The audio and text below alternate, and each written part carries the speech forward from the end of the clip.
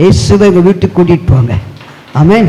எதை கூட்டிகிட்டு போகிறீங்களோ இல்லையோ, யாரை கூட்டிகிட்டு போகிறீங்களோ, இயேசு உங்கள் வீட்டுக்கு கூட்டிகிட்டு போங்க. ஆண்டவரே என் கூட வாரும், என்னோடு கூட வாரு கூப்பிட்டு போய் பாருங்கள். போகிற இடமெல்லாம் அங்கே ஜெயமுள்ள வாழ்க்கையை காணப்படுவீங்க. நிச்சயமுள்ள வாழ்க்கையை தருவார். இயேசு யாரோடு வராங்களோ அவர் வாழ்க்கையில் பிரகாசம் உண்டு, ஒரு விடுதலை உண்டு, அற்புதம் உண்டு, நன்மைகளை கொடுக்கிற தேவனாக இருக்கிறார்.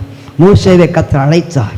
அழைத்த உடனே சொன்னார், மோசே டேய் வாடாப்பா, மோசே உன்னை நான் கூப்பிட்றேன், நீ என்ன பண்ண போகிற? அந்த இஸ்ரவேல் ஜனங்களை விடுதலை கொடுத்து பாலும் தேனும் ஓடுகிற தோட்டத்துக்கு இடத்துக்கு உன்னை கூட்டி கொண்டு போகிறேன், தேசத்துக்கு கூட்டி கொண்டு போகிறேன் அப்படி சொன்னார்.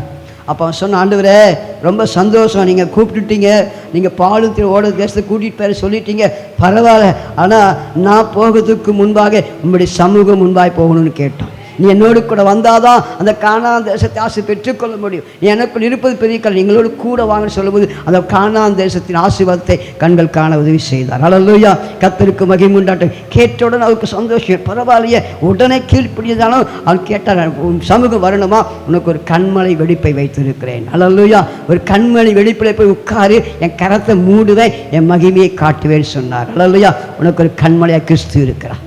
அவர் ஞான கண்மலை, பட்சிக்கப்பட்ட கண்மலை, அவர் உனக்காக இரத்தம் சிந்தி அடிக்கப்பட்ட கண்மலை. அந்த கண்மலை மேலே நீ உட்காருவாயானால் ஆண்டவர் உனக்கு முகத்தை பிரகாசிக்க மாத்திரமே கானான் தேசத்தின் ஆசீர்வாதத்தை தருவார். அல்லேலூயா. உன் வீடு ஒரு கண்மலையாக இருக்கட்டும்.